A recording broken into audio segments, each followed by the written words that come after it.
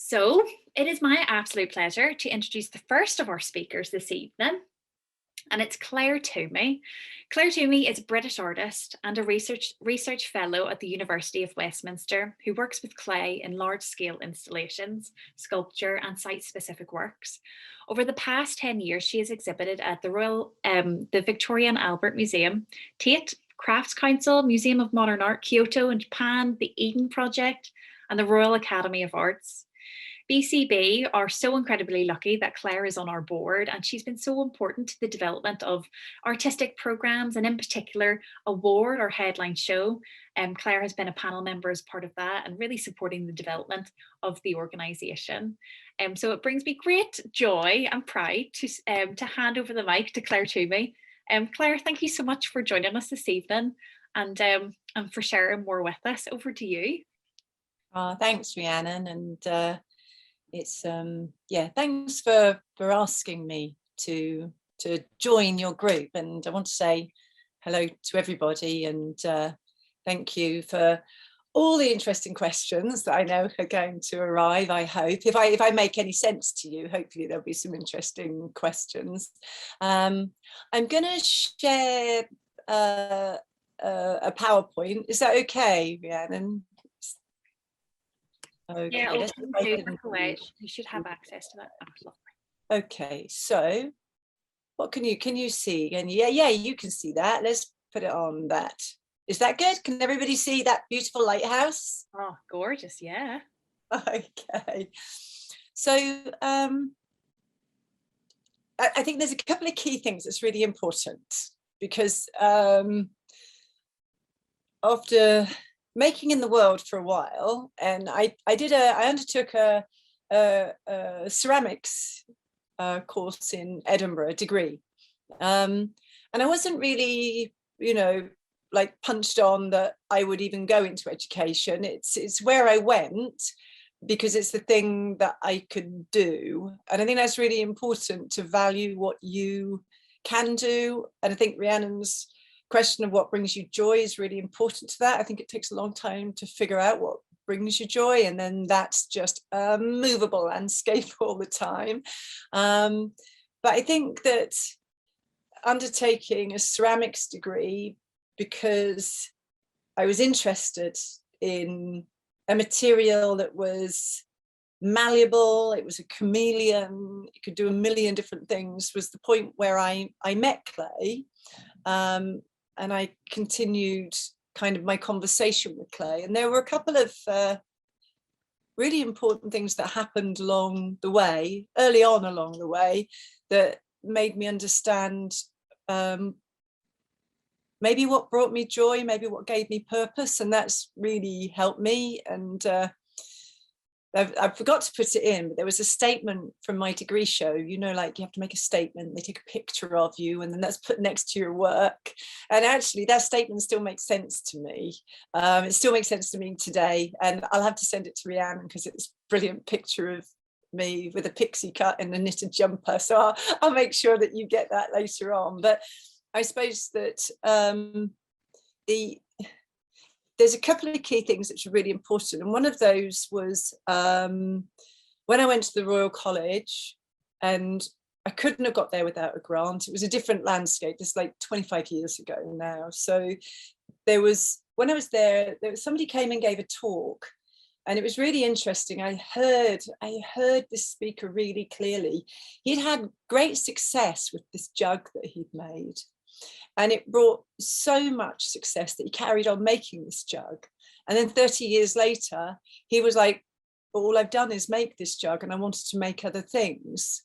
And it really made me think about the purpose of making. And making a living has always been a part of my need in life. I need to have a roof over my head. I need to be able to afford a studio. I need to care for my family. And so those agendas. But what this person who presented, telling me this thing of, he made one successful jug and he never escaped it, which meant that for him, he never got to do the other things he wanted to do. And it really gave me strength when I was leaving the Royal College to think, okay, So I know the things that I want to do don't necessarily make sense to anyone else.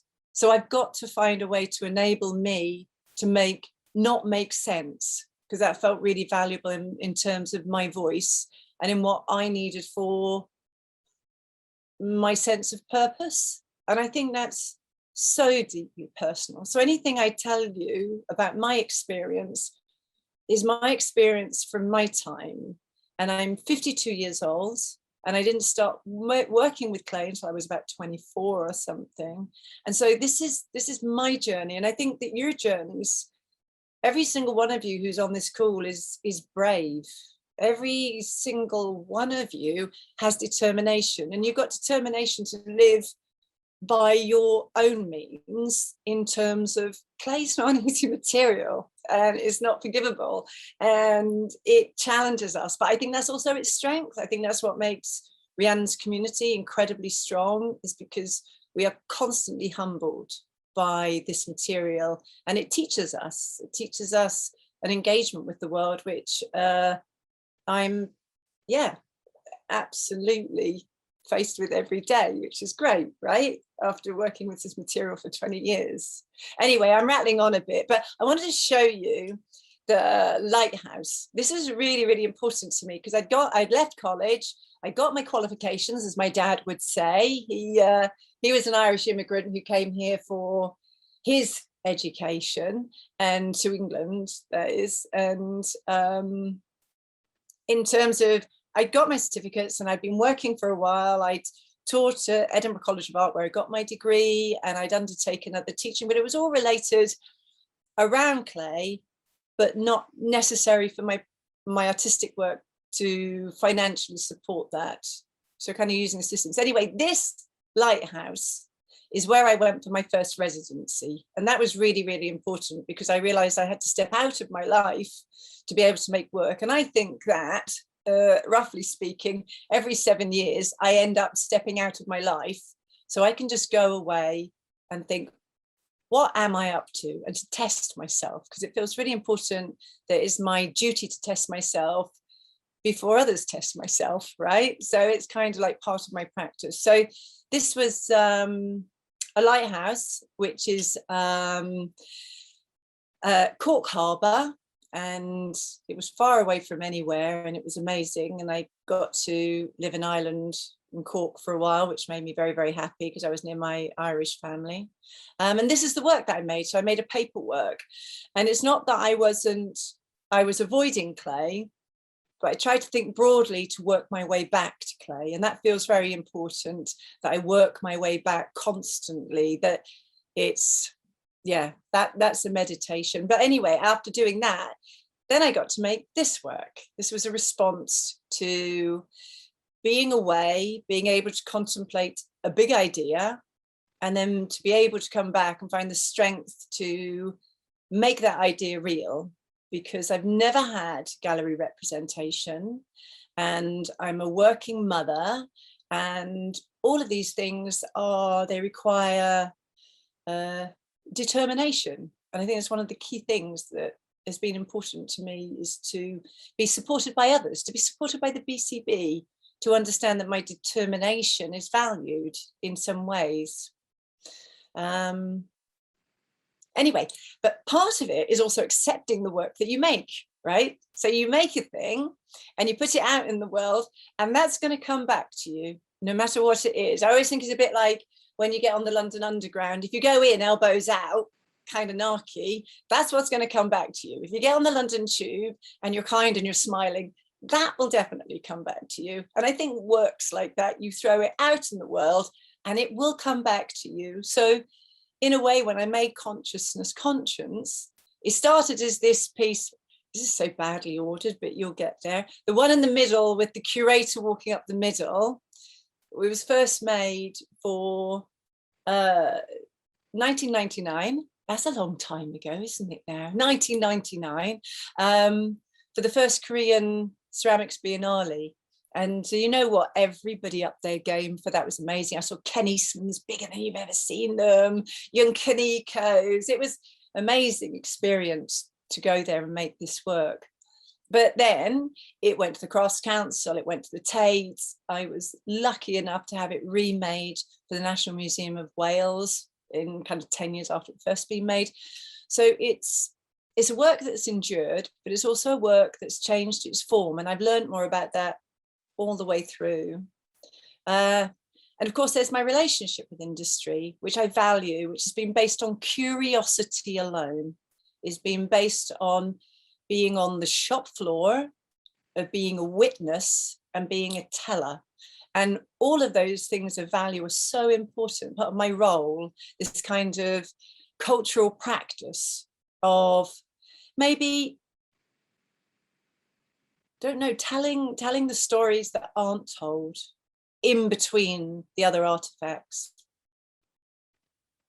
And then, of course, once you've made something you can walk on, then you've got to make something you can steal, right? So then this kind of relationship of my curiosity, and very, very grateful that Alan Graves of the Victoria and Albert Museum took an interest in the early works. And, you know, with Consciousness Conscience, I'm so grateful to everybody who supported that. And it's really hard to tell you what 15 years ago was like. It was a different place, a different time. This whole work happened with no social media. It's extraordinary. I feel very, very grateful that I could have made this work, which was about curiosity and was about testing the boundaries of, did you see that? I've still got the same haircut. I just think that's terrific. Yeah. So then we've had things where my curiosity has led me, and this piece of work, Made in China, was really about a larger world of how we communicate and how we understand our worlds of clay. And so Made in China was really a global discussion on skill and value. And this was just a very nice picture of installation, and we can talk about all of those huge responsibilities later on, but this is not the installation. It's just a very beautiful picture that someone took at Yale, but I think it shows for me the kind of the responsibility of the work as well, about what you hold up and what you place in public spaces is important to me. Rhiannon, you have to tell me when I've talked too long. I'll keep it on time. You keep talking. It's great. The Made in China was shown by the BCB, and it was incredible in the China Hall. Then it allowed me to have different conversations around this work than I'd had in the 3 other places it's been shown. It's a ginormous work, and I get to talk about things like what's hidden behind the work, the different processes. And so it's a multi-layered practice of, part of it sustaining me as an artist, but also part of it living in cultural spaces to constantly ask the audience to reevaluate what they thought they'd arrived with in terms of perception, to be able to rethink, I hope, is part of the negotiation that my work brings to the world. And you can give me the harsh reality of that in questions. This relationship with place has been incredibly important, and a lot of my work, until the pandemic, it's very interesting, has been made through invitations to come and be a visitor, be a guest, be an interpreter of sight. And this is for the Foundling Museum, which is a pretty young museum in London. It's about 12 years old. It's really a human collection of the story of young children and families. It's, yeah, go there, see it, it's amazing. And all these works I'm showing you are not interrelated in a straight line. They're interrelated by lots of different crossover kind of concerns. So I don't make a body of work and then it's finished. It's like having a long conversation, and long conversation happens with different organisations and different peoples and different places. And I hope that every new piece of work that I make sustains that conversation, and I learn along the way of how that might be active and how that might be relevant. So I don't know how to turn the sound off while I'm talking to you, but I think that's okay.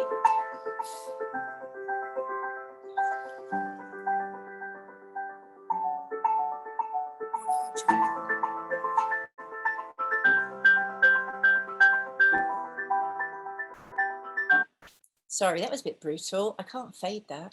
But making the work in York, I mean, it's kind of a bit strange to talk about the multiple, but the multiple has been incredibly informative to my practice, because really it's multi-layered in terms of the multiple, and I'm learning all the time that the multiple is a collective of individuals, and often my work will meet a collective of individuals, and the multiple is part of that, and we see ourselves within that. And I think the work at York was really important because it was manifest 10,000 hours. It was about how we are caretakers of skill and how that's passed on and how that's been given from us, from one person to another. And I could have made 10,000 bowls, but it would have been purposeless if I'd have done that. Working with communities of practice and bringing those together made the 10,000 hours become a collective of knowledge. And it was just very handy that it takes about 1 hour to make one of these bowls once you've slip casted it and taught and been through that. So through all of these projects and working with people like Siobhan Davies, the great choreographer, and making live works as well as fixed monumental sculptural works, allows my conversation to ebb, learn, continue. And I do execute large projects at terrific scale that take great responsibility and bravery. But at the same time, I don't make things separately in my studio. My work is a live practice. It needs sight, it needs scale, it needs volume for me to feel as if I've got purpose. And so a lot of the works and a lot of my meditations about where the conversations follow come from this live practice. So the pandemic was a weird time for me, is really what I'm saying. A lot of I'm trying to now kind of finish up a little. There's a bit I'm trying to get to at the end of this presentation, but some of the things I'm skipping over are the connections of skill, the connections of material, and the connections of opportunities. And none of these opportunities are easy. I hope I make the work look easy, because that is my job.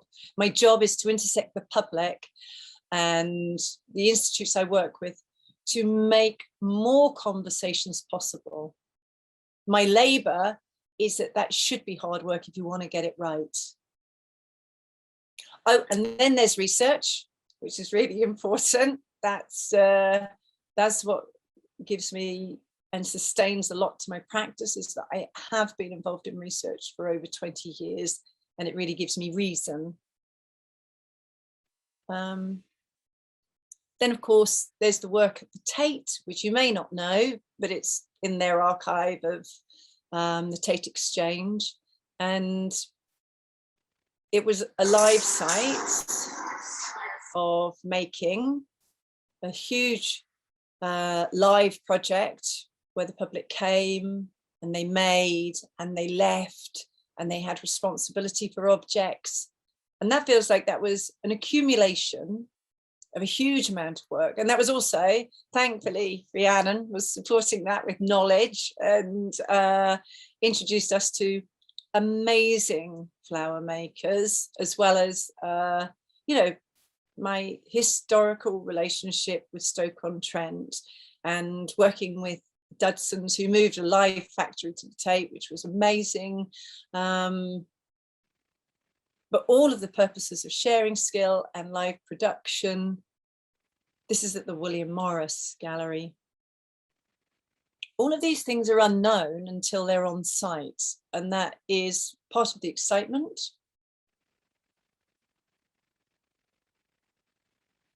I kind of want to talk about failure, but I don't.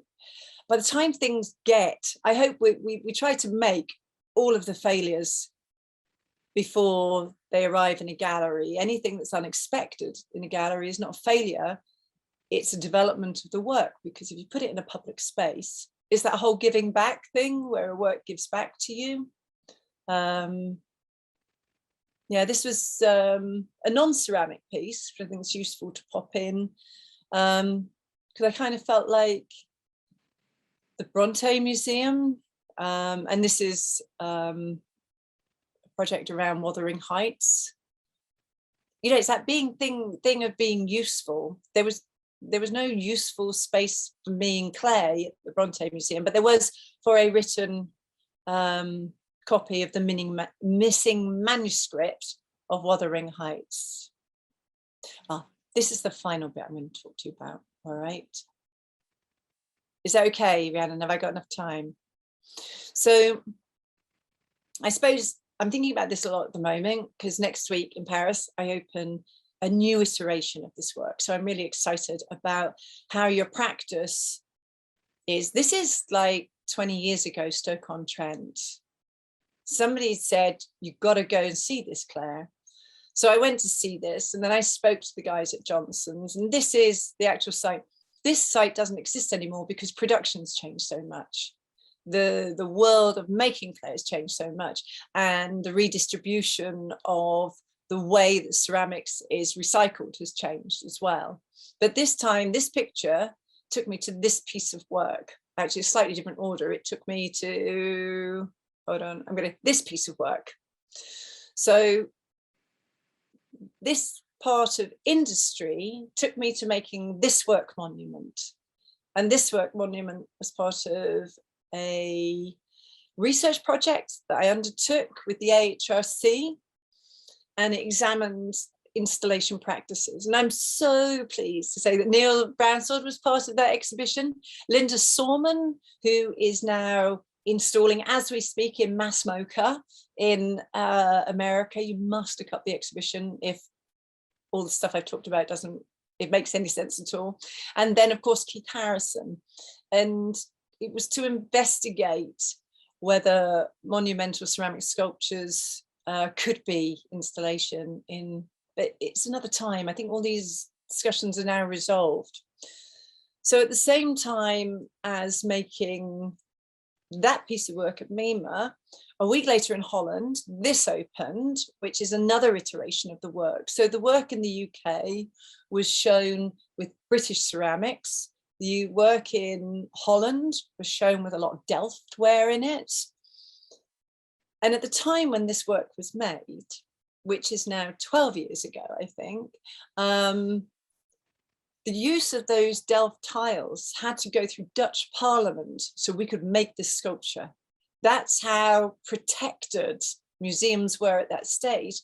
10 years ago, when they wanted to take the sculpture down because they needed to mend their building, they needed to get in, we built this staircase into the artwork, and we had approval to gift the Delft ware to the public. So the public became the caretakers of Dutch culture. So a huge shift in time. And now my final slide, which I'm going to whiz forward to, which I'm going to find, is it, yay, last week, or the week before, I built the French version, which is really exciting. So working with French manufacturers, and this incredible exhibition that's opening at the Museum of Modern Art in Paris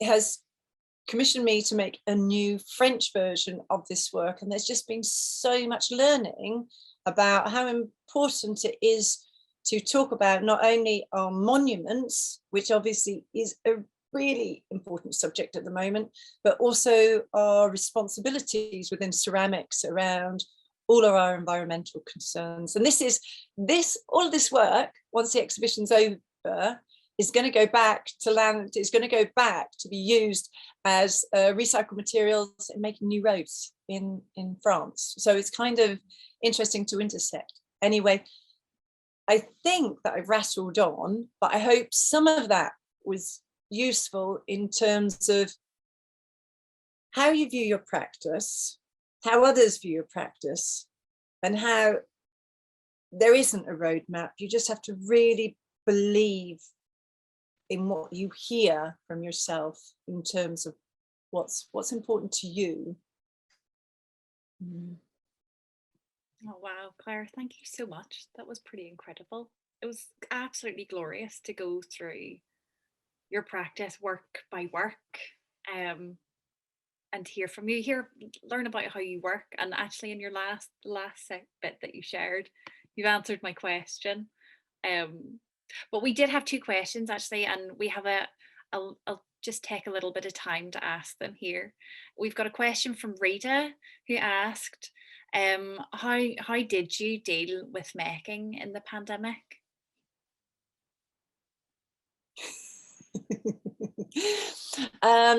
It's funny, I was talking about this earlier, and I kind of, for about a year I was really positive, like, yeah, I'm going to the studio and it's all really good.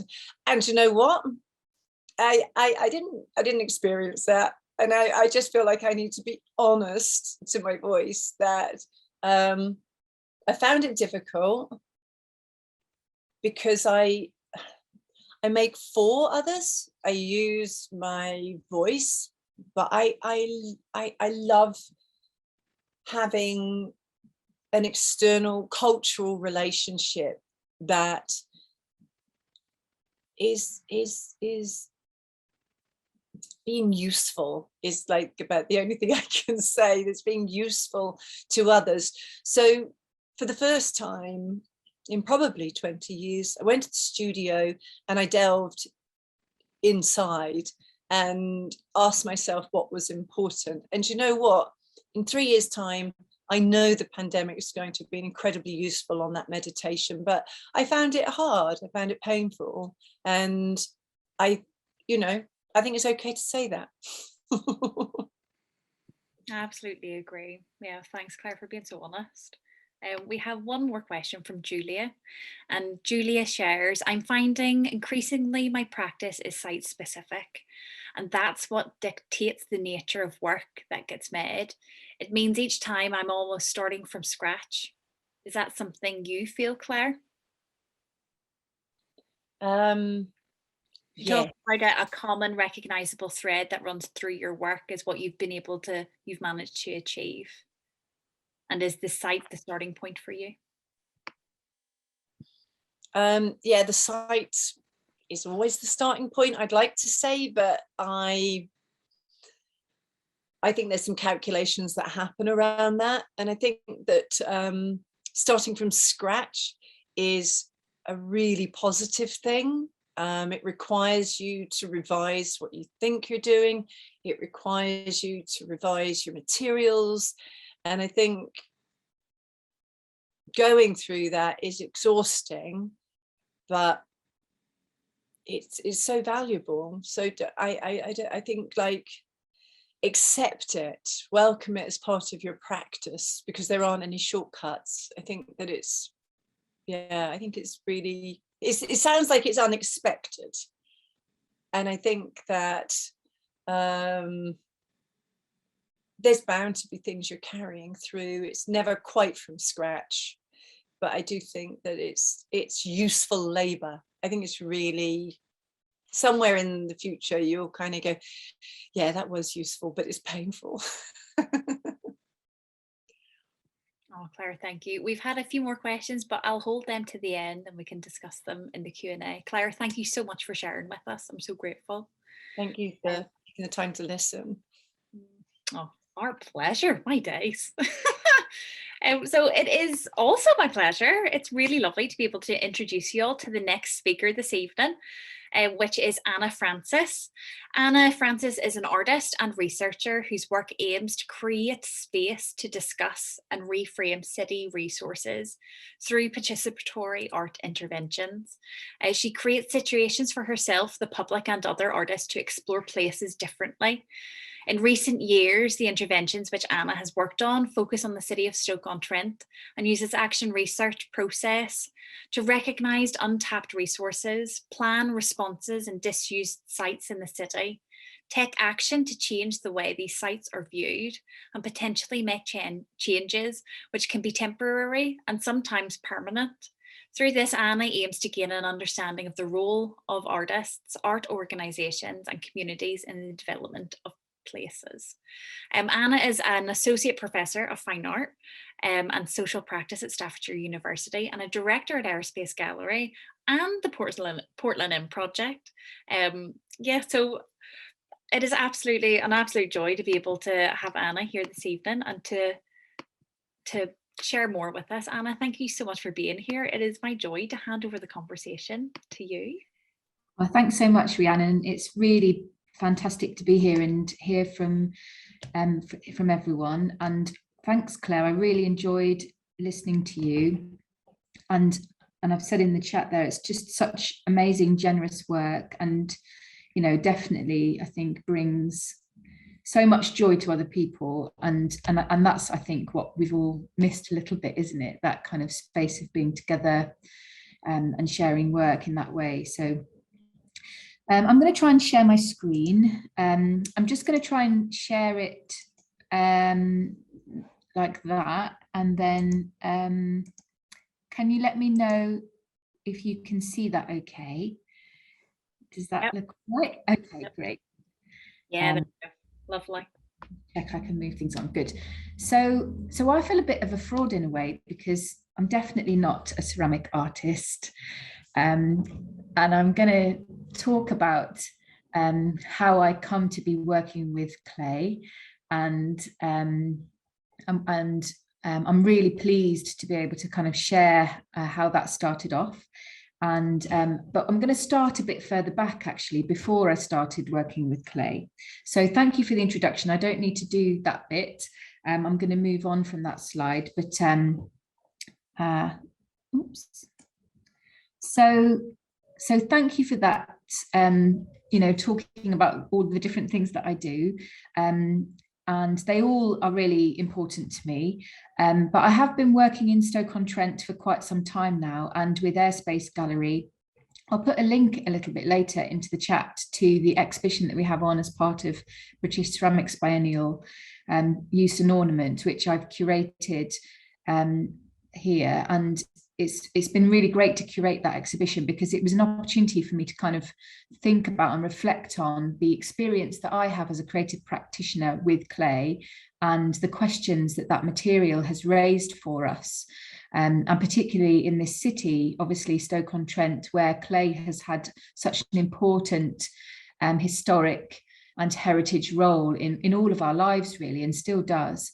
And so I'm not going to talk about that show today, but I'm going to put the link in the chat because there's an essay there that kind of reflects on some of that and I think is informed by the things that I am going to talk about. So yes, Airspace Gallery is an artist-led space in the city centre, and the gallery started in response to a gap. When Dave Bethel and Andrew Branscombe, who started the gallery back in 2006, were graduating from the local university, there was nowhere really in the city where you could see high quality visual art, apart from the City Museum, which has a fantastic collection, but really for sort of emerging artists and sort of new visual arts, there wasn't really anywhere to see that in the city, and you had to go elsewhere. And also there was nowhere for artists to work. So they wanted to kind of make amends there and create a space where actually it meant that artists could stay in the city rather than having to move away. So Airspace started really in relation to that gap, and I think has continued to kind of really think about what's not here, and how we as creative practitioners can do something about that. And I think really my work as an artist has always been in that space as well, looking to reframe overlooked resources via the curatorial projects I do, the participatory and social works that I think in recent years have moved further into community and cultural development, as you will see as I'm talking. But to kind of fling myself back in time, back to 2006, the city at that point, there was a lot of housing renewal happening around the city. So we were seeing whole streets where terraced housing had been opening up, and the sort of deindustrialization of a lot of our factories was seeing spaces opening up there too, with some of our ceramics factories closing down. And then in recent years too, the coal and steel industries here kind of really emptying out. And so I was very impacted by what was happening around me as an artist in these spaces, and kind of questioning the decision making that was happening elsewhere, in London mainly, that would impact on our city here and the communities living here. So I started by sort of really looking at the housing renewal that was happening. There was a housing renewal pathfinder, which meant that whole streets of terraced houses were demolished, but then also in some areas compulsory purchasing of homes was slow. So you would have boarded up homes next to occupied homes. And really the city was kind of full of images like the one you see on the right there, where, you know, people's sort of intimate spaces were kind of being seen out in the public space. So really my work thinking about and looking at that started back then. I was quite early in my career as an artist at that point, and I was applying for all sorts of things. And I realized that I spent more of my time doing admin, making applications for exhibitions and opportunities and commissions, and a lot less of my time making work. And I started to keep a spreadsheet in order to kind of map and track you know, how much time I would spend on actually applying for things, what was asked for, and how successful I was. And it was pretty depressing reading, to be honest, because I was really finding it quite hard to find a foothold at that point in the art world.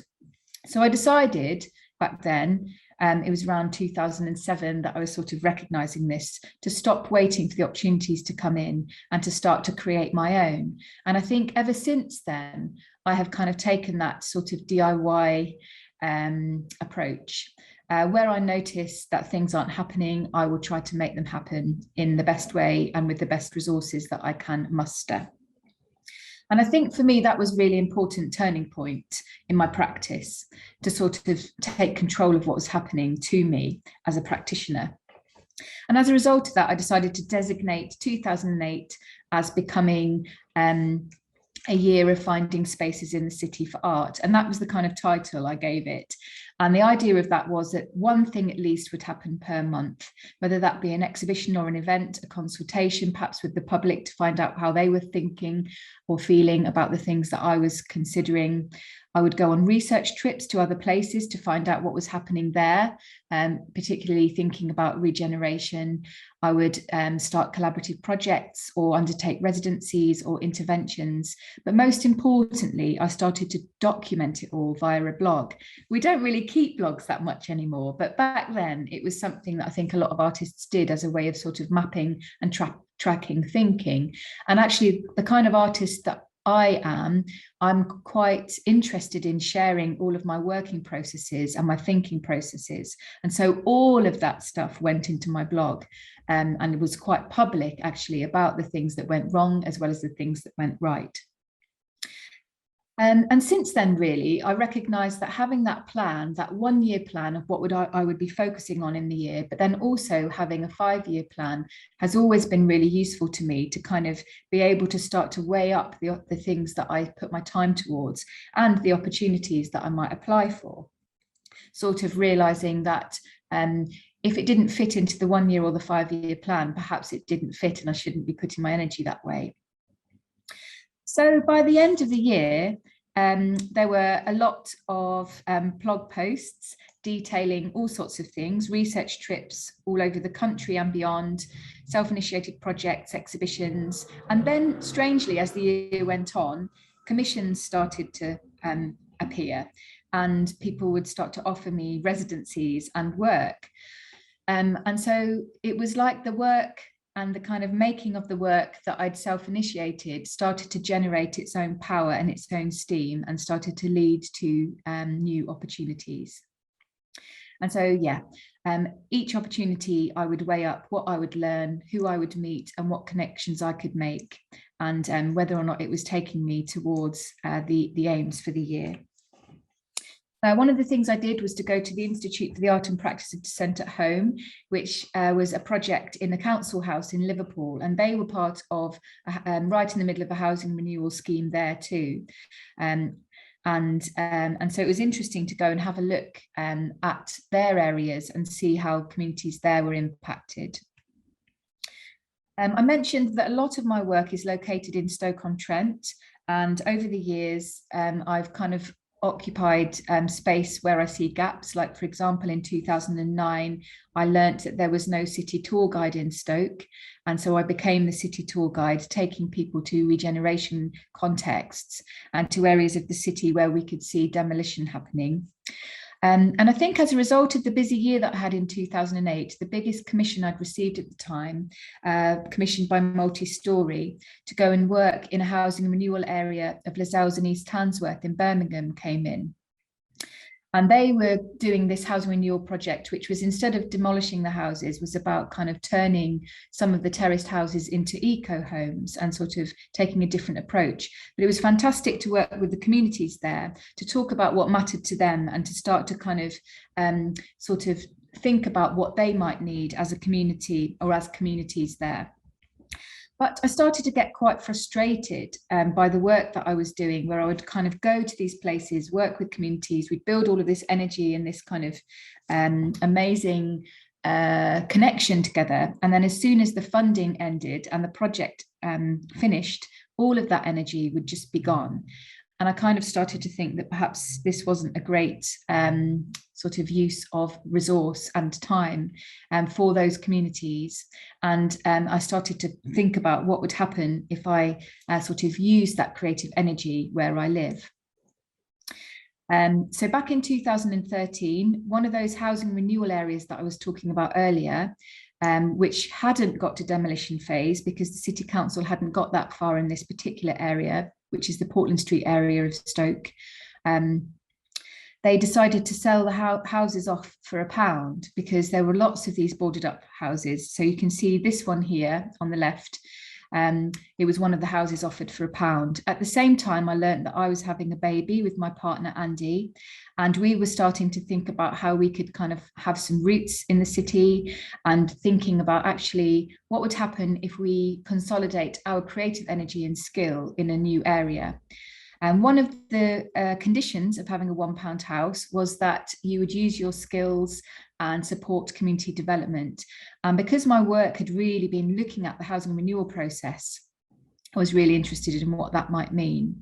And this really is where the project began in ceramics. So as soon as we moved in 2014, I started to think about this idea of what a community needs. Because this housing renewal process had been so damaging for the local community, there was a lot of antisocial behaviour and crime and drug dealing and a lot of issues in the area, with all of these sort of physical problems with housing, but also a lot of social problems.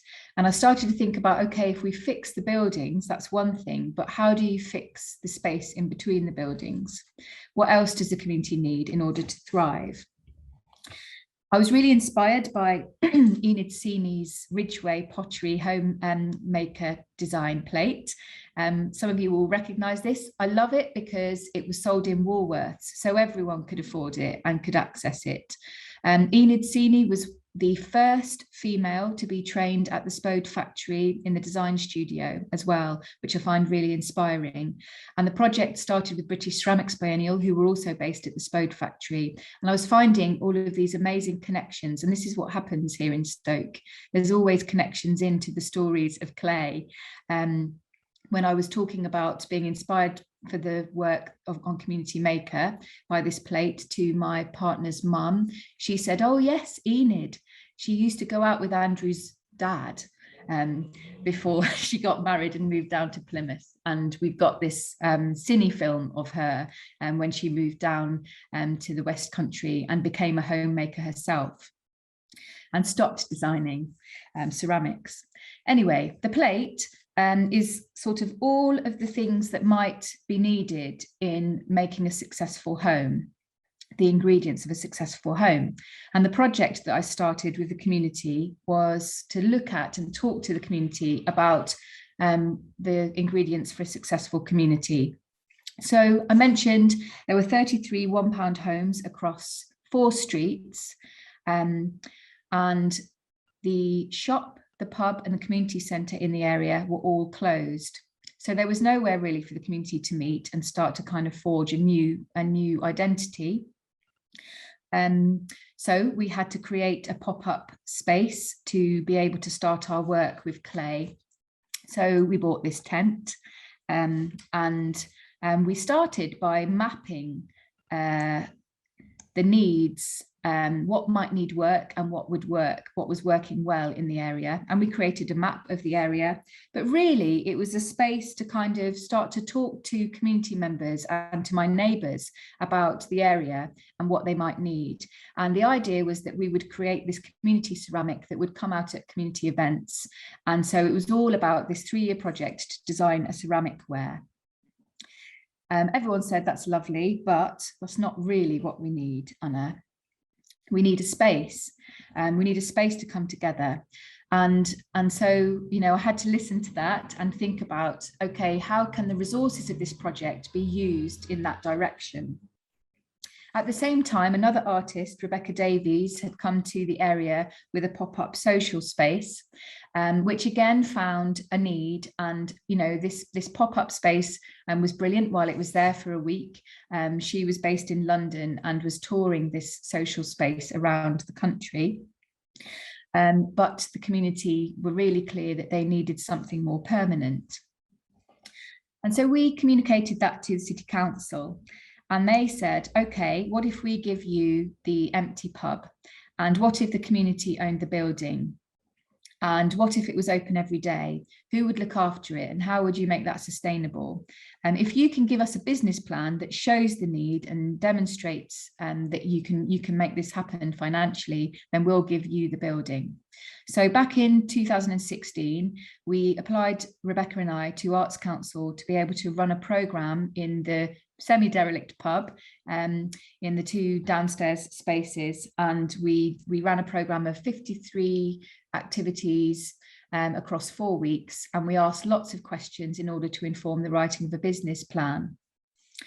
We wanted to be able to create a sort of messy creative space for the community where we could make ceramics and other stuff together, and between 2016 and 2018, once we'd finished that programme and handed our business plan over, we continued to campaign for the building to be transferred into community ownership, involving the community in that process and in kind of advocating for themselves about what that space could be.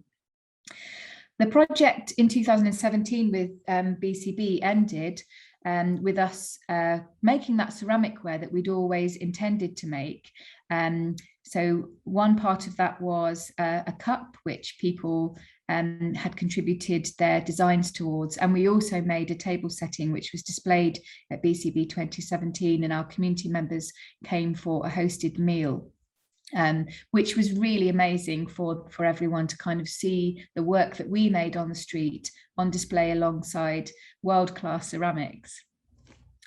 And by summer 2018, there was a massive hole in the roof of the pub. At the beginning of 2018, in May 2018, the City Council finally transferred the pub into our hands. So we'd had an asset transfer of the building, but we could no longer use the building because of the hole in the roof. So we applied for funding to be able to run a temporary, to build a temporary workshop with the community to test the idea of co-building, because we want the community to be able to rebuild the pub with us. So we built a structure to be able to run another 4-week program, which would be about creating space again to kind of learn new skills together. We had a kids cafe, boxing classes, fashion sessions, glass making, gardening, film club, but really importantly, we had an architecture school where the community redesigned the pub. The structure was shortlisted for a Reba McEwen Award, which is the Reba Award, which recognises architecture for the common good. And this was really important because up until that point, all of the stories coming out of our area were about negative things and kind of collapsed communities and Brexit. And until that point, where we started to change the rhetoric of our community and the story of our street. We gained planning permission in December 2020, and we're currently in a tendering process to see the building transformed. And we'll be creating a fantastic space for our community, which they've designed with us, and we'll be building it together.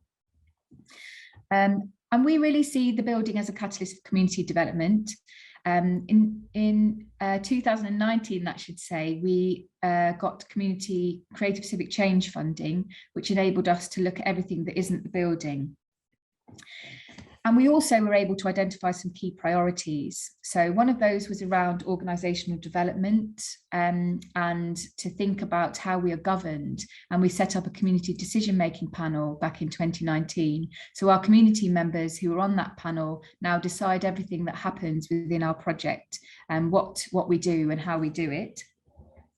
But also another important strand was to recognise that our community is a fantastic place for us to kind of learn together and develop new skills.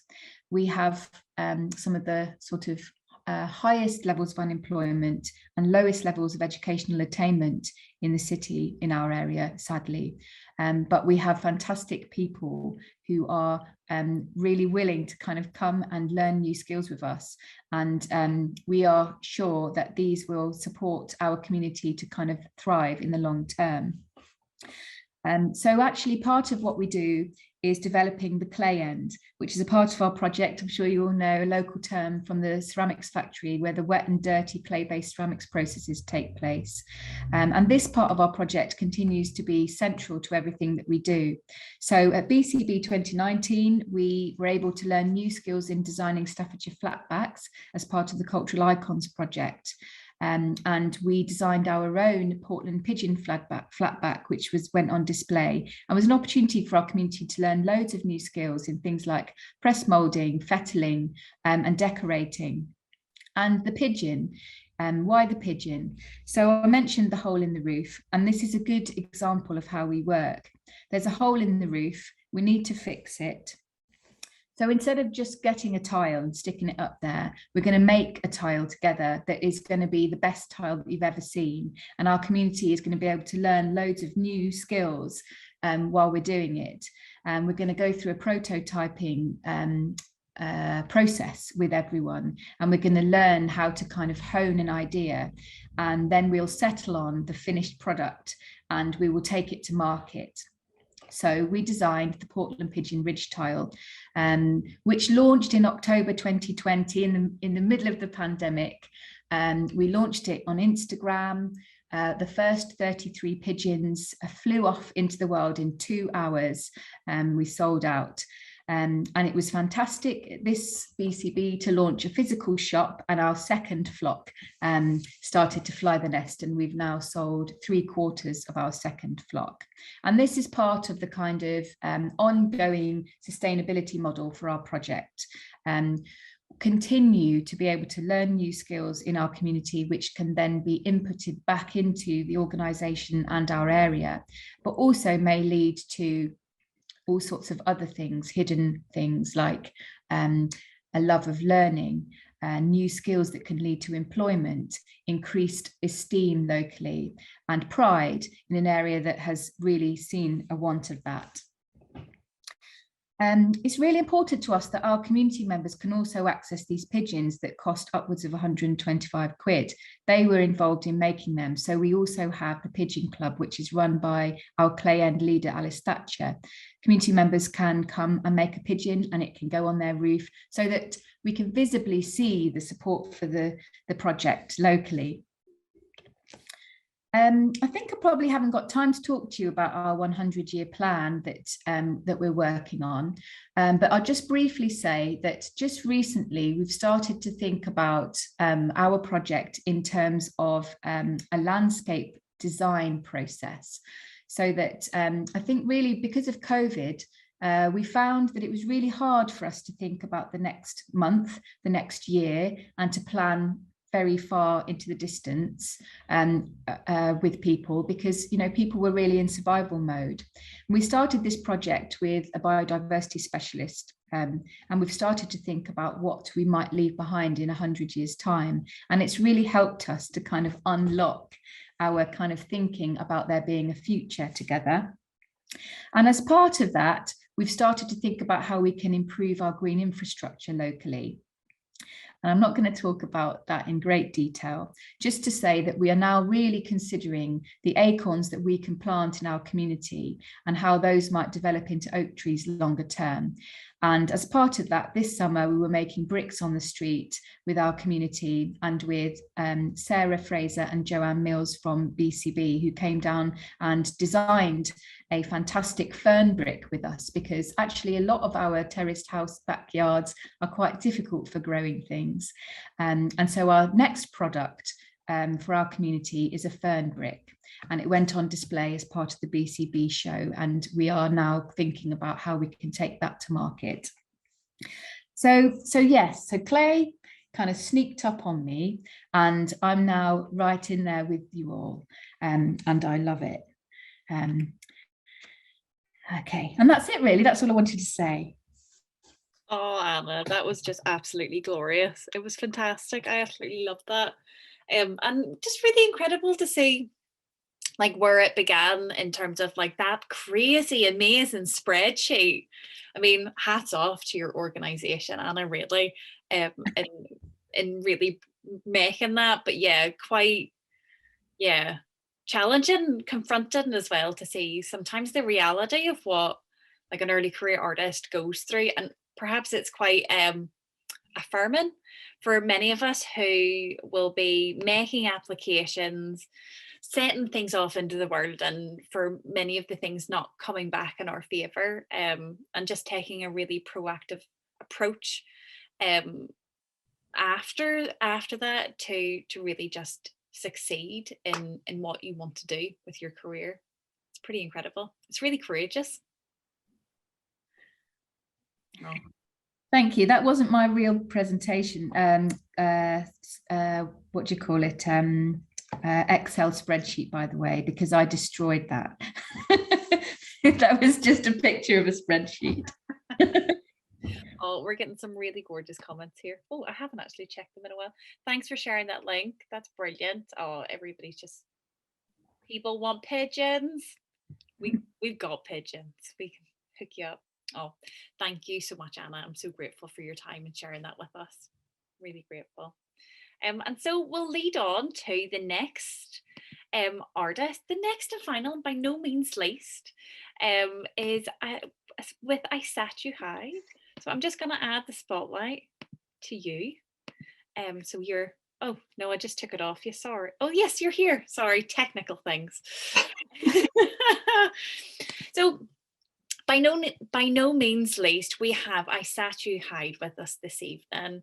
Isatu began from self-led research in Minoan pottery in Athens and on the island of Crete to studying at Falmouth University, studying a BA in sustainable design. She was a Quest scholar, funded to be an apprentice, a full-time apprentice to Andrew Crouch at the Marches Pottery. And then through the Adopt a Potter scheme, which hopefully we're familiar with, I can share the details of you, through the Adopt a Potter scheme, continuing to apprentice with Andrew. Then after a series of residencies and taking part in the Walpole craft business mentoring program and further self-led research into pottery and sculpture, the traditions through Nigeria, Senegal, Ghana, and Sierra Leone. Well, this is something that will be up and coming this year, which would be really exciting to see from you, Isatu. So Isatu is a potter and designer specializing in individual and batch production wheel thrown ceramics. Isatu, it's a real pleasure to have you here this evening. Having me. Yeah, I feel grossly underqualified after hearing those. Oh, no, you. We love invitations. Oh, sorry, I've got a wee bit of a delay. Sorry for interrupting you there. So for my internet connection isn't 100%, so I'm really sorry if there's a bit of jilting. Should be okay, but there might be a bit of jilting. We'll make it work.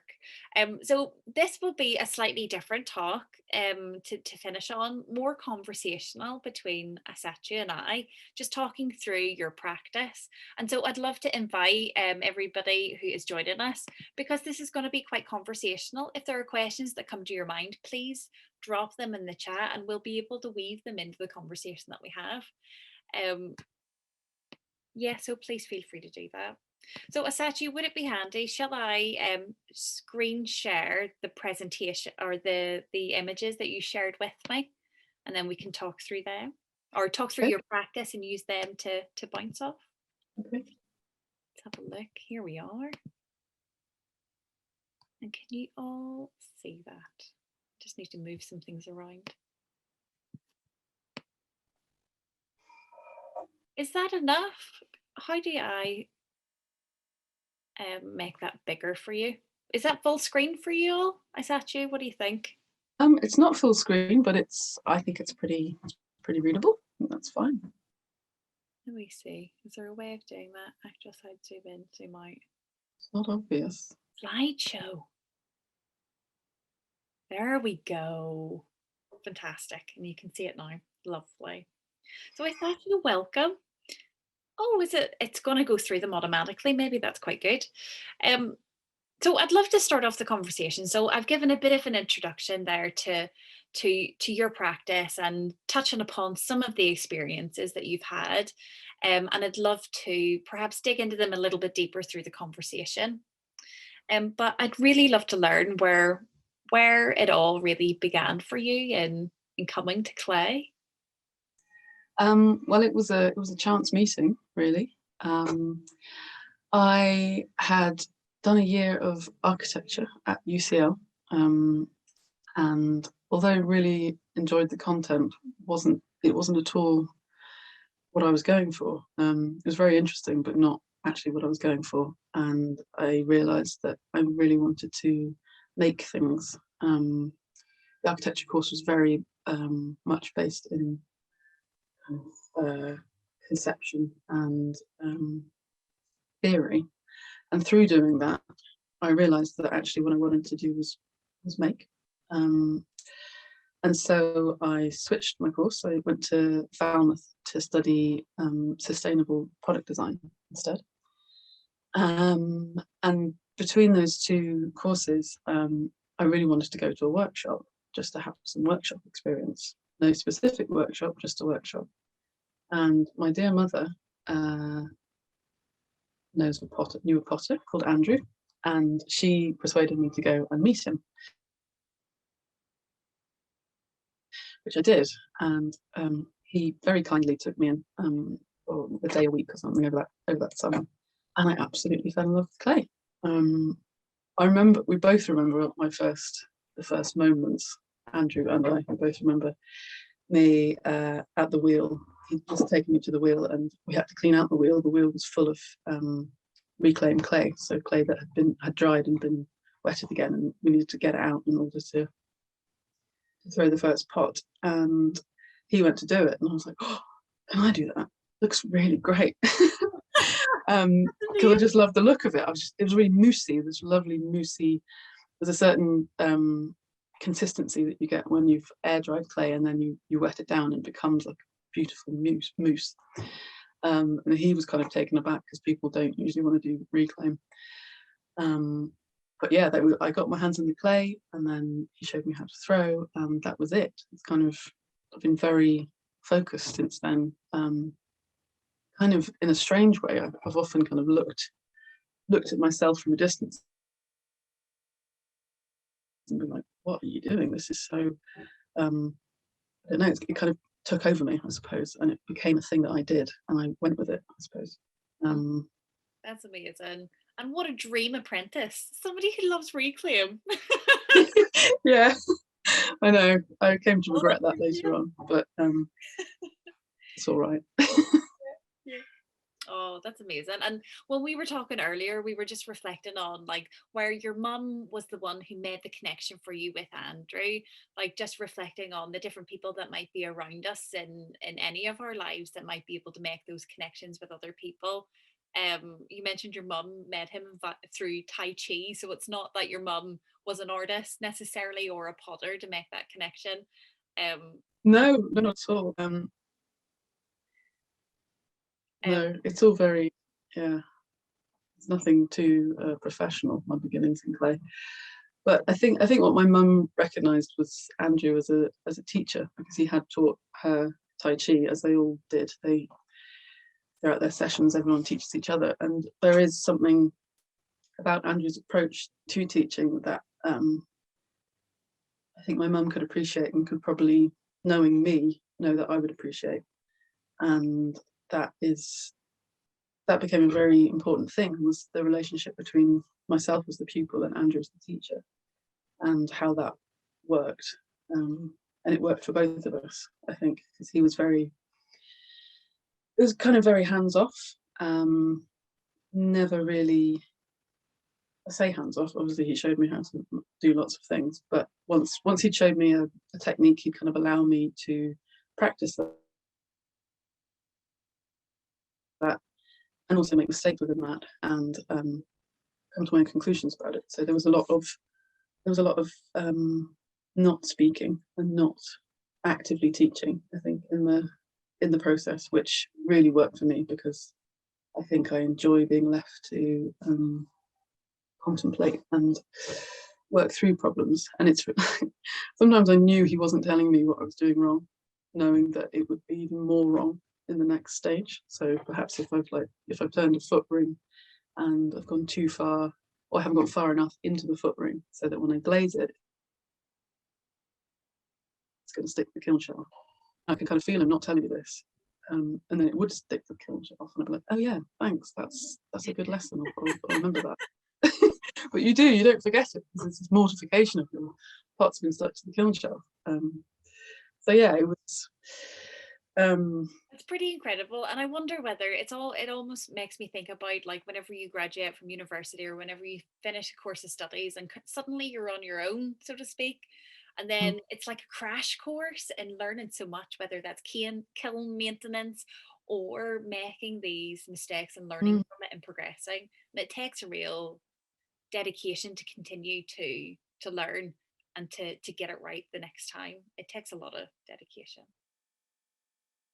Definitely. Well, that's where I think apprenticeship is really useful, because you're in a safe space to do that, and you're in a space that is already set up. So I mean, the financial needs for setting up a studio are, at least for me, far beyond my means as a graduated student.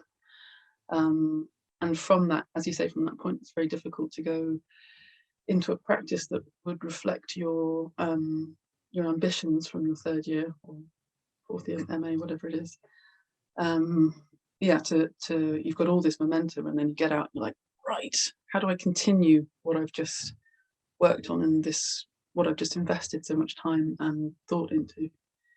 And an apprenticeship for my my practice was perfect, because I was interested in making, and so I really just needed time and more knowledge about making, and the space to make, and the space to make mistakes, and to become proficient in what I wanted to do. So that to me is where apprenticeship was really useful. Yeah. Do you think if anybody's looking to do an apprenticeship, if that kind of resonates with them, is Adopt a Potter the best way to go about it? Or I guess connecting with people that you might have studied with, whether it's lecturers, and seeing what other people are out there that you might be able to work with, a bit like your mum, making that connection for you. Yeah, she's going to be delighted how much she was mentioned in this presentation. Which is great. Something I found throughout my whole kind of career, as it were, well, through my learning and, you know,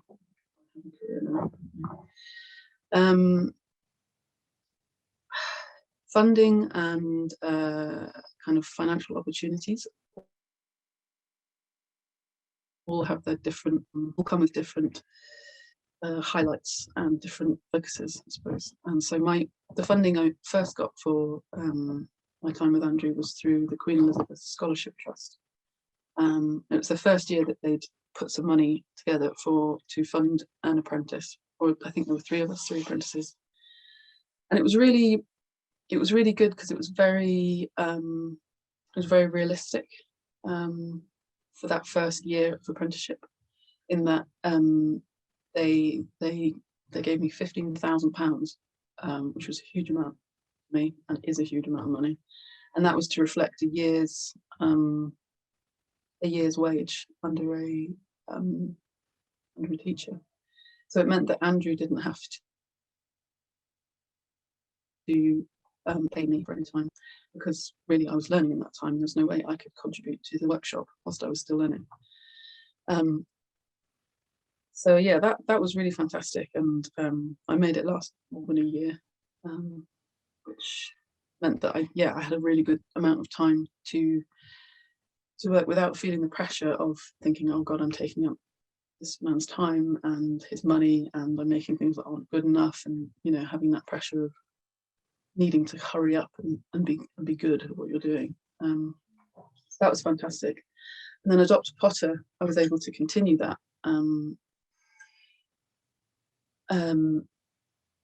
In a similar way, so they gave me some more money, and that extended that period of time, which is fantastic. And by the end of that, I was able to contribute to the workshop space. But to go back to what I was originally saying, the funding from Adopt a Potter is very different to the funding from Queen Elizabeth Scholarship Trust, because they represent one of the many splits in the ceramic world, I would say. My ceramic world as I've experienced it.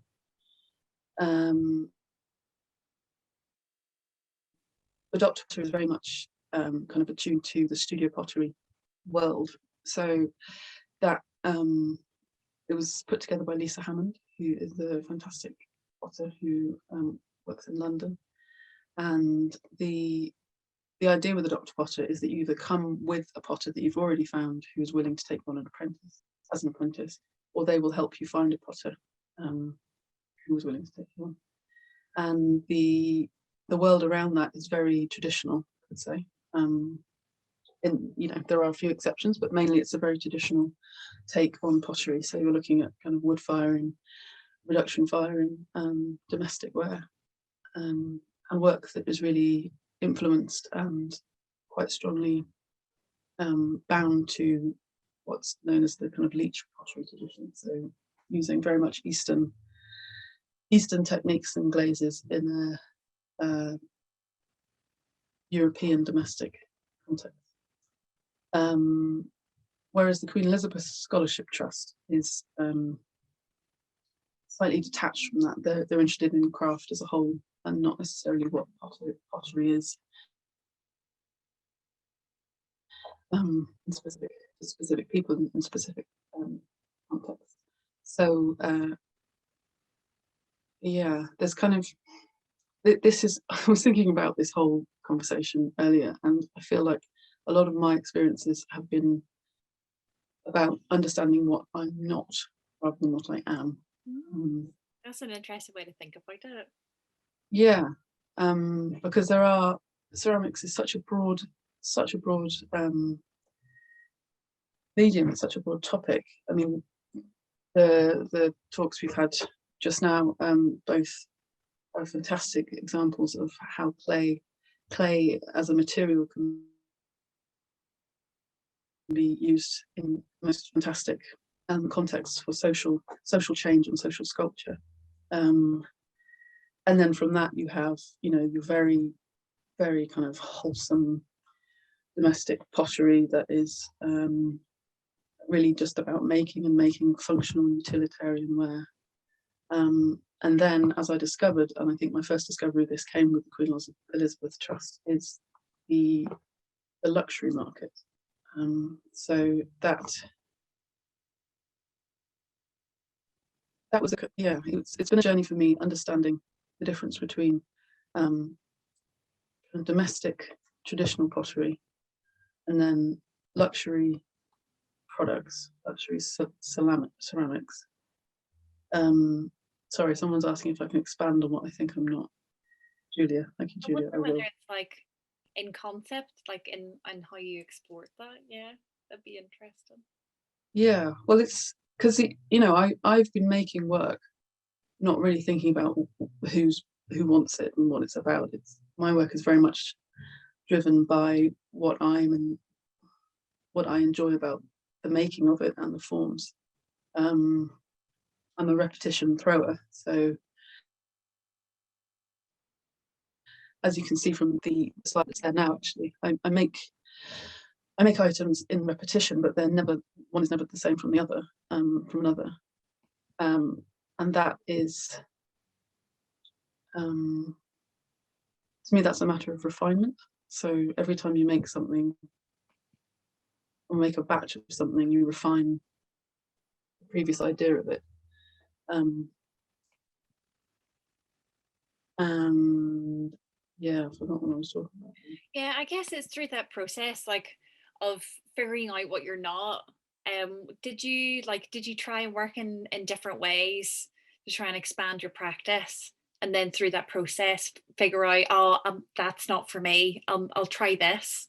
Yeah, so coming out of Falmouth when I graduated, I went straight to Andrew, to this apprenticeship, but then very, very quickly after that I had a call from a company called the Rayware Company, who are the largest manufacturer of glass and ceramics in Europe, and they'd seen my design, my product design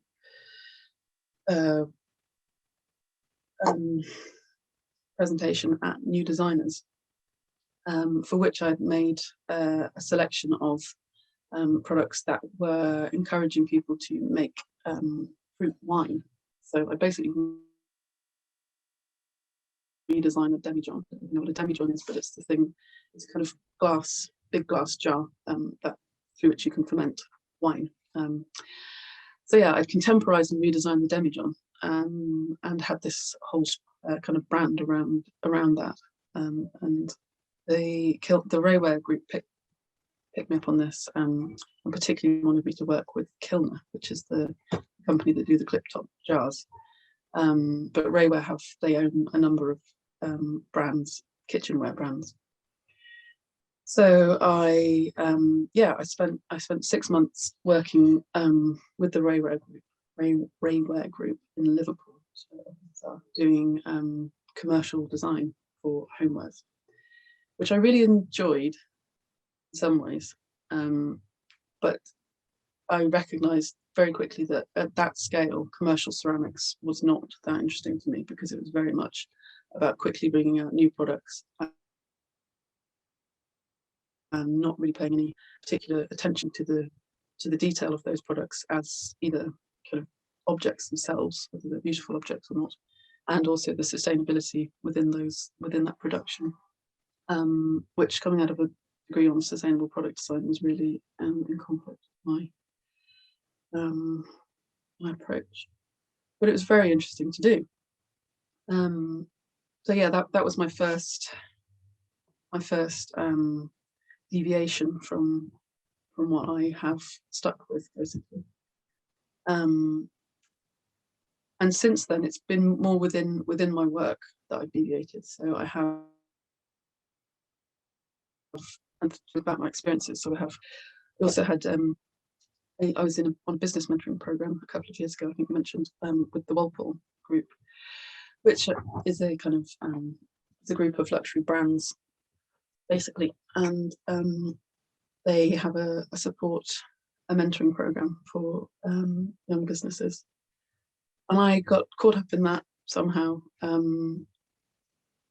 A friend of mine called Tate, who I had met in the year following my work with Kilner. I'd gone back to New Designers 1 year on, and had been given the opportunity to create a collection for the South Bank Festival Shop. And at this launch, I met very helpful, very nice man called Tate, who himself is a ceramic designer for industry. And I remember at this show, he said to me, "Oh, I really like your work. It's fantastic. It's great. It's really good. That you're going to be a designer." And I having, I was at Andrew's place making things in a very close way. I was like, "Well, no, I want to make them." Like, no, you don't want to get stuck making the stuff. And that stuck with me a lot, because I definitely do find myself caught between design and craft, and that the things I make my concerns are very much about the design of them and whether they work. I always want to test things and see that they actually work. But I'm working in a craft context. So a good example of this is a teapot. Like a teapot, to get a teapot to pour well is very difficult if you're making it by hand, because you have to, the way I do it is you throw the spout, and then you have to cut the spout at a certain angle to account for the twisting that it's going to endure in the kiln. So everything shrinks and twists slightly in the kiln. So you cut your spout like that. Everything is going to end up like that, which is really difficult and doesn't necessarily always work, which is part of the beauty of production pottery, is that you're embracing the changes within each piece. But that's very much in conflict with design, which I think is where my head is often at, where you design a form that is going to work again and again. So yeah, within all of these things, I've been kind of bouncing back and forth from the things that interest me and then the things that I can do and I want to do, and where I sit between ceramics, craft design, and just work as a maker. Sounds like it's been quite an intuitive journey for you. You've kind of, or have you had a plan? Have you had a master plan for how things were to come to be? No, not at all. And I think that's probably part of my nature, but I think it's also quite, I think it's worked in my favour, definitely, because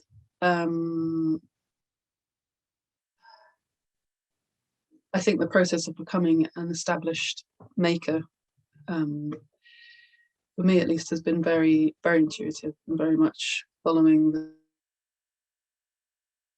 things that work for me and stepping away from things that don't, because it's a matter of self-employment, and as Claire said, you have to be able to feed yourself and your family, and keep a roof over your head.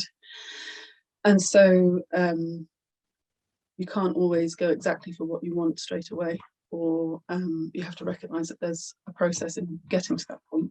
And during that time, it's very, very good, I think, to be flexible, and to see where things take you, and just accept that they may take you somewhere that you don't necessarily want to be in the end, but you'll definitely learn something from it, even if you don't want to go there again.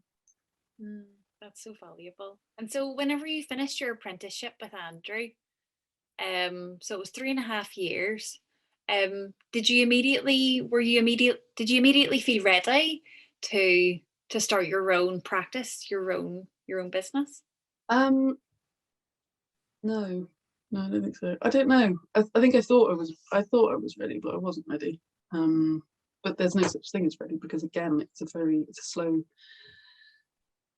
slow building process. I left Andrews to go to take up an opportunity in London, which was really lovely and unique. It was a cafe in North London that had a space above their cafe, and they just wanted to offer this space to a maker. And I was very fortunate in receiving that opportunity. So off I went to London, and I attempted to set up a studio in this space, which was very difficult because I couldn't actually get there without them being there, and I didn't have access to the building unless the cafe owners were there, and it was kind of just the wrong way to start these things, because I'd gone to London, my overheads were way bigger than they had been before, and it was extremely fun and experimental time, but I didn't really make any money at all. I lived on cherry tomatoes for the year and came back quite skinny, which was fine. I looked good, but yeah, it wasn't a success necessarily in terms of starting a business. But it did. In that time, I did start to make bread cloches, which are the pieces that actually are on the screen now. Bread cloches and cooking pots from a clay that I'd found from one of the suppliers called Pot Clays, which mimics a Mexican clay that I was really taken with through my research into Pueblo pottery, which is very traditional pottery made in Central America. And it turned out to be that this clay had a very high mica content, which meant that it was oven safe, thermally resistant. And the woman who was running the cafe below me was making sourdough, and she was struggling with huge Le Creuset pots, big cast iron pots, to bake her bread in. And so from this came this idea to make the bread cloches. And they have been one of my, if not my most successful items. Lockdown happened and everyone wanted to make sourdough. So suddenly it became a really, really good thing for me.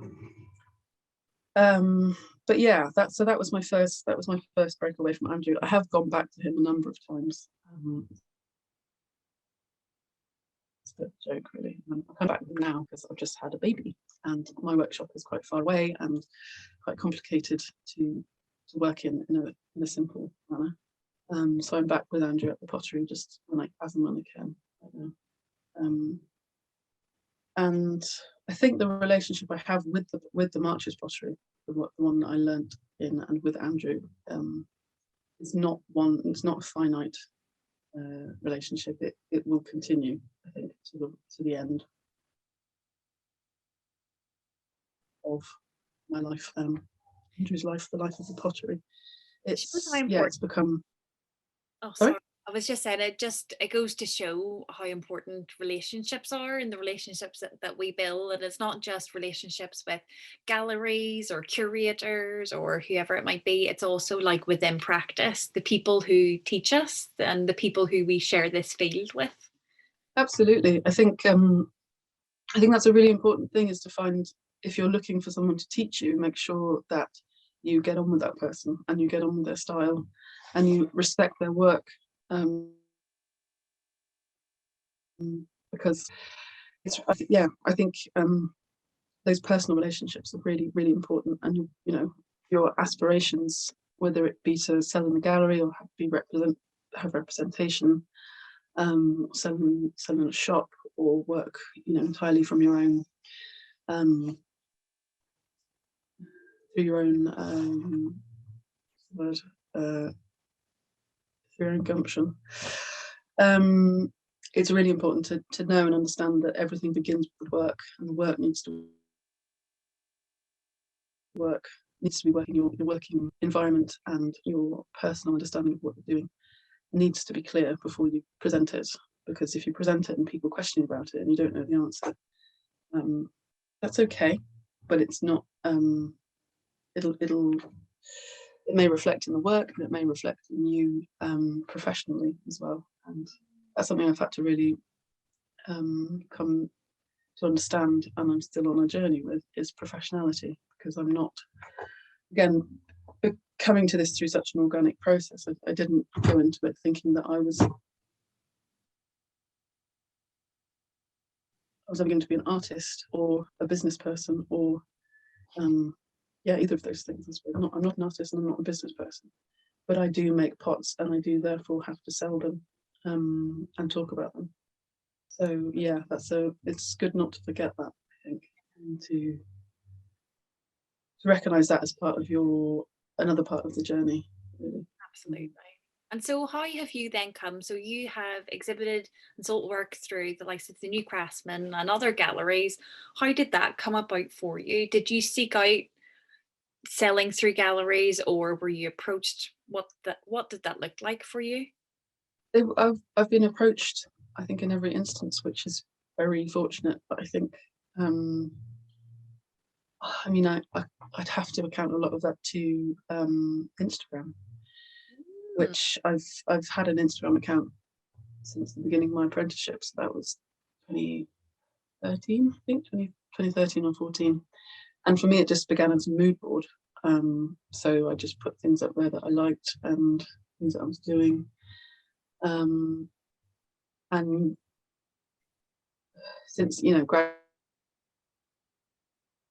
it's grown into something that is more professional, I suppose, and more reflective of my work processes. But I do have that whole journey there from my apprenticeship through to where I am now. And it's always been, I think it's very good for people to be able to look you up and immediately get an idea of what you do and what you do around what you present as well. And so, yeah, I think most of my opportunities have come through people seeing my work on Instagram, or at shows. I have done a few shows, kind of craft shows, or exhibitions, a couple of exhibitions, so people see your exhibitions and things get followed up through that. Yeah.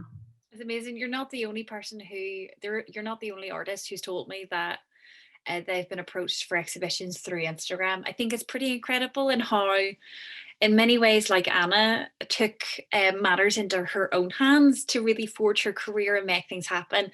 Social media provides that opportunity, the kind of DIY opportunity to promote and share yourself. The only thing I guess it means is that you wear all the hats. Yes.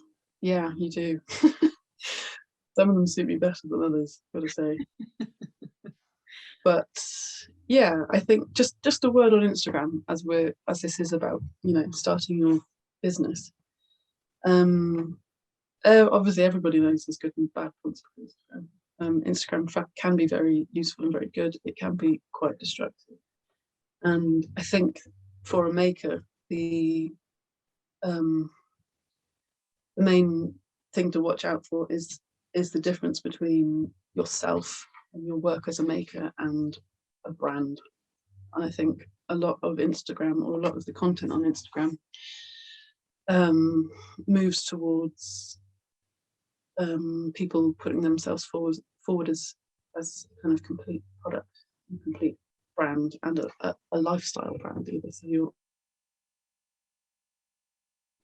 putting out yourself and your lifestyle, and it's, you're offering the whole thing to be sold, which works really well for some people, but is not entirely necessary. And I think something that I find distressing is how I see kind of younger makers feeling the need to present themselves on Instagram as a finished piece, as a finished idea, and as with work that is a finished, concluded thing. because I mean, I don't hope to have my work concluded for a very long time. And I think it's really important for people to understand craft, to understand that that's not it's not the point. The point is not presenting a concluded ethos and output. It's more of it is a journey. And yeah, I think there's a lot of kind of creeping towards marketing and branding before really getting the products or getting your work resolved to a point where you're happy with the direction, at least, rather than just what it looks like. So yeah, I'd be wary of that. Make sure it's the word, but authentic, but like genuinely authentic to you, and it's working for you, not against you, as it's not adding any pressure. It's just creating a space where you can share your work. Yeah, it shouldn't be a thing about putting your work up for judgment necessarily. It's sharing and moving and kind of being fluid. I think that's what Instagram's best for, really. Oh, that's really wise. That's so wise to share. Thank you so much for saying that. It's really important too. Because yeah, otherwise it can become so much pressure. So also I've just spotted the time, it's 8:10 already. Definitely. And I did want to ask actually, Isatu, so your self-led research into Minoan pottery in Athens and all on the island of Crete, I'd love to learn more about that direction, because I've recognized through your experiences you've always you've gone out for periods of research and periods of learning. And yeah, what does that research trip involve for you? The kind of ceramics I really love is work that's very connected to the place in which it's come from, and Minoan ceramics is probably one of the best examples of that. The Minoans, who were the inhabitants of Crete in around 6000 BC, were just so good at bringing together form and decoration, mainly. So it's just, they just have this most wonderful use of brushwork on the most wonderful forms. And to understand that properly, I really wanted to go to Crete and to see the things. So see the flora that they were drawing, and see the landscapes that were coming through in the forms they're making. And that, to me, that's what the research trip is about, is going to see the context in which the pots I really love come from, because to me, really, really good pottery reflects the maker in their environment, and often the pots I like come from a very simplified and often natural environment. So work that's come from a place that is not necessarily filled with modern contemporary kind of complications, I suppose, that are things that are very much connected to nature. I said to my friend the other day, I find most things that have been made kind of post 2000 BC, I find them quite difficult.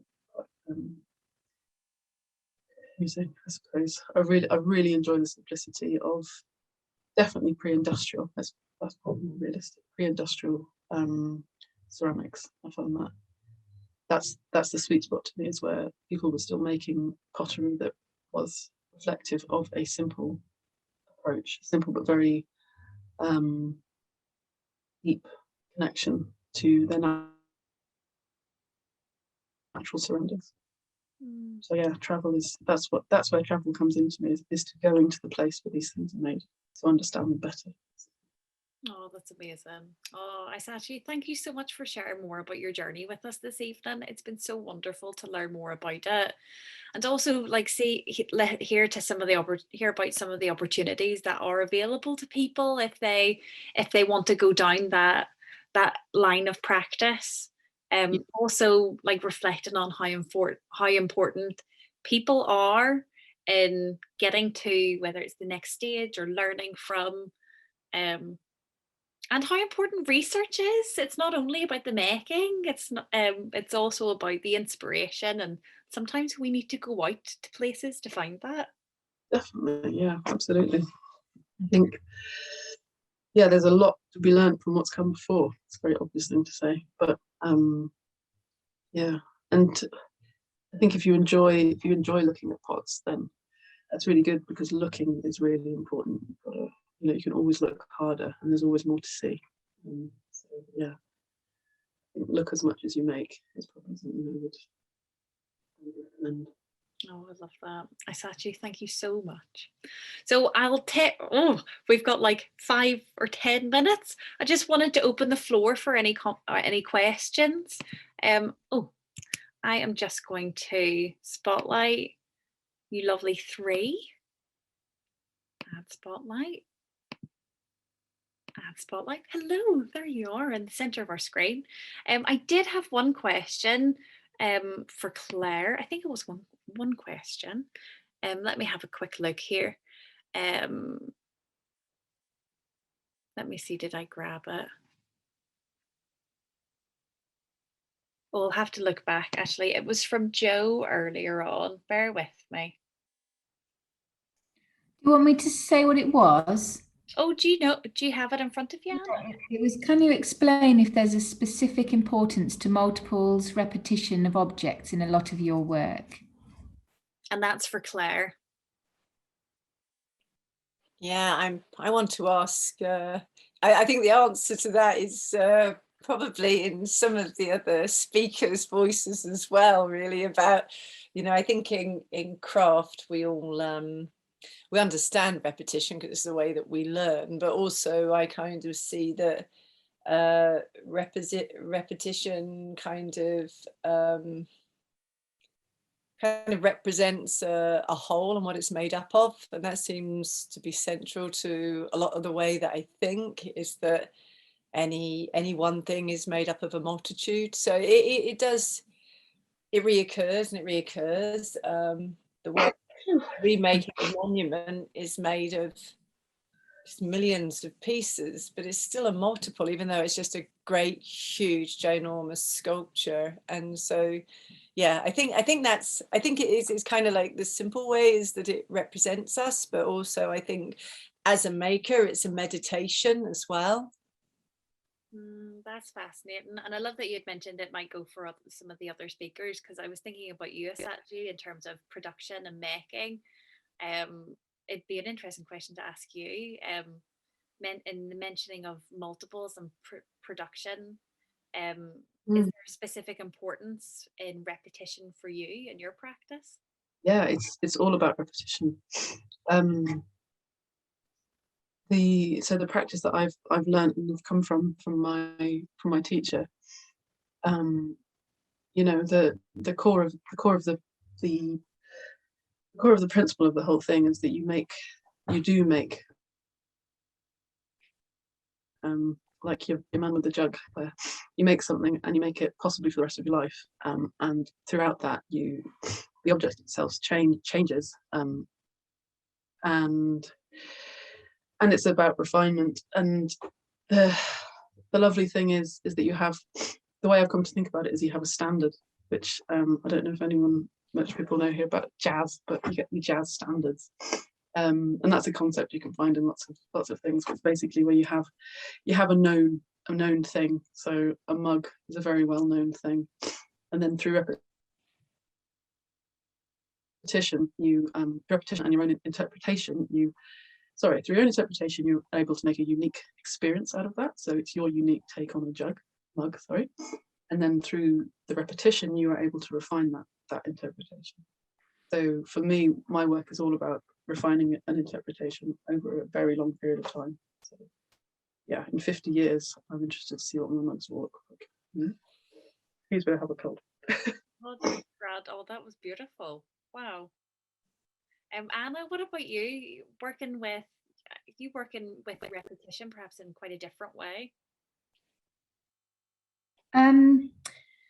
Yeah, I guess it's interesting because we've recently talked about when do you make the decision to move on from the work that you're kind of currently making, and when do you stop and start something new? And I think actually in the art world we really get into this habit of valuing innovation above everything else. And I think the way projects are funded often forces us into that, because with funding, it's always, you've got to be, you won't fund the same thing twice. It has to be a different thing. When actually we all know that actually kind of iterative approaches and refinement processes can give you a much often deeper and better experience and object and all of those other things, and it's something we've been talking about in the work, and obviously it's a very different context, our work, and I think it's often harder to sustain people's energy on iterative works and sustainability than it is on sort of innovative practice and the kind of exciting development phase. But I think we all need to be thinking more sustainably and thinking longer term about how we start to value the longer term things in life. So I guess it is something that we're talking about and thinking about a lot recently, actually, because we are kind of still in a development phase, but having worked on other projects which are now in sustainability phase, it is on my mind. Oh, that's incredible. Thanks, Anna. There's a really beautiful comment, a lovely comment from Julia. It was directed at Isatu, and she said, "Funny how failures can sometimes turn out to be the making of us." And I felt like it's quite a nice kind of topic for if there's time for each of you to discuss, just in regards to failures. Claire, you touched upon it briefly whenever you spoke. Isatu, is there anything that comes to your mind speaking to failure being the making of us? Failure is the making of my work, I would say, and that's because it's every day I fail at something, because I'm repeating, and so something always goes wrong. I throw something and it doesn't work, or I've come a cropper to a previous failure, but I don't see them as failures. I think that's really important. I think failure is it's a very negative word, obviously, and it would be so painful to talk about my work as I've just done as a set of failures moving towards a success, and also the opposite for success of failure being success. I think that's also quite a dangerous word and trap to get into. So for me, failure is not that important, actually. It can seem so, and the bigger scale you get, the more it matters. And both Claire and Anna, I really admire your bravery and incredible vision, and the ability to say you're going to do something and then actually do it. That's really, really fantastic. And it terrifies me, the thought of what you guys do, because my failures are very personal, I suppose, in that they affect only me in that moment necessarily. But yeah, you have to accept failure. Failure is just a part of success, you could say. You have to go there and you have to accept it and learn to laugh at it. There's a lot. Yeah, you have to laugh. Anna, look what I've done. Start again. It's okay. Anna, what do you think about that? Yeah, I think some really important points, Isatu, and actually something that we try to make sure we do with the Portland In project is share our moments of collapse and be honest about those, and the process, which is often messy and dark and hard. We talk about those times, as well as we share the pictures of all of our community having a great time, because that is all part of the work, and that is the invisible part of the work that we all need to make more visible. And I think all of us in our practice and in our processes have that. And I guess it's more difficult for it to be seen if your work is more sort of product based, I don't know.